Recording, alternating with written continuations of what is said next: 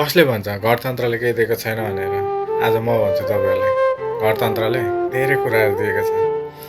बाआमासँगै नबस्छन् भनेर हरेक छोराछोरीको हातमा हरियो पासपोर्ट दिएको छ, ताकि अरूको देश बनाउन्, अरूको देशमा गुलामी गरून् भनेर। गणतन्त्रमा त आवाज उठाउन पाइन्छ, बोल्न पाइन्छ भन्थ्यो, तर अहिले त बोल्यो कि च्याप्प समातेर खोरमा हाल्ने प्रशासन दिएको छ।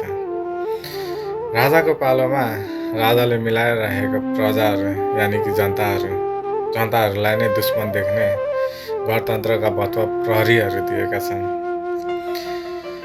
राजाले स्थापित गरेका उद्योग कल कारखानाहरू सबै बेचेर देशलाई गरिब बनाएका छन्। अहिले देशलाई एसियाकै गरिब देशमा नाम उच्च राखेका छन्। अझै भन्नुहुन्छ गणतन्त्रले केही दिएको छैन भनेर। अनि खोइ त राजाको पालोमा राजा हुँदाखेरि नेपालीको त्यो शान, त्यो इज्जत, त्यो पनि सब लिलामी गरिसकेका छन् गणतन्त्रले। अझै भन्नुहुन्छ गणतन्त्रले केही दिएको छैन भनेर।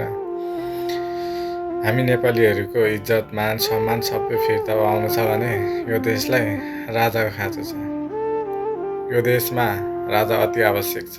त्यसैले राजा हो, देश बचाऊ। जय राजतन्त्र। गणतन्त्र मुर्दाबाद।